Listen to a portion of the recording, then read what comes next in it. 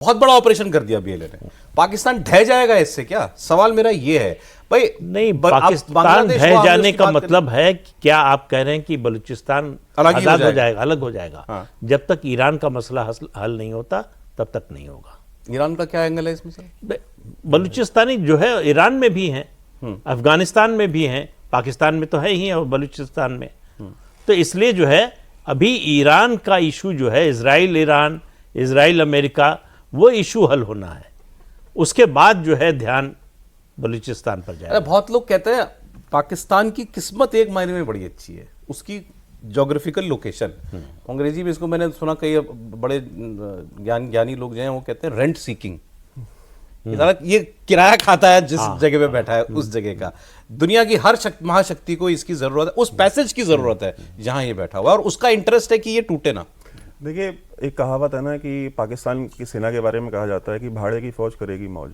ठीक है, वो भाड़े की फौज है। वो बेसिकली जब अमेरिका भी अफगानिस्तान में था तो बेसिकली टोली कनेक्ट करते थे वहाँ से। भाई अमेरिका उसके बदले में उनको पैसा देता था कि सामान हमारा जाए अफगानिस्तान में।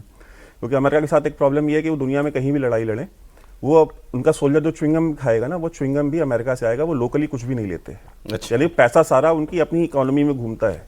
तो ये कहते हैं ना, $5 ट्रिलियन खर्च कर दिए, $7 ट्रिलियन खर्च कर दिए। वो अफगानिस्तान में अगर $7 ट्रिलियन खर्च हो गए होते तो अफगानिस्तान का ये हाल थोड़ी होता।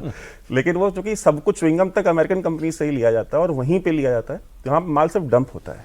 ठीक है, जहाँ पे वो होते हैं। वो जो चुंगी नाका जो टैक्स उन्होंने वसूला है, ठीक है, उससे इनका चला है 10-15 साल काम। अब चाइना को लेके आए हैं कि अब चाइना जो है सीपेक के थ्रू यहाँ से अपना माल लेके जाएगा तो वो चुंगी नाका टैक्स देगा हमको। तो बेसिकली टोल कलेक्टर्स हैं ये, और उसी के बेसिस पे इनकी सारी इकोनॉमी चलती है। बलोचों को देखिए बाहर से ना सपोर्ट की जरूरत नहीं है। नवाब नौरोज खान ज़रकज़ई थे और बलूचिस्तान में बहुत हैविली रिस्पेक्टेड फिगर हैं, ज़रकज़ई कबीले के हेड थे।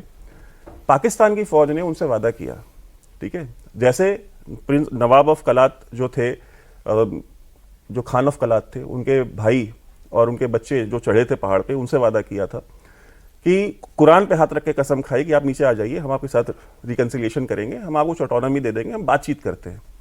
तो वैसे ही नवाब साहब 80 साल की उम्र थी इनकी, कुरान पे हाथ रख के कसम खाई, वो उतरे, उनके दोनों बेटे साथ में आए, 18-20 लोग और आए नीचे बात करने के लिए।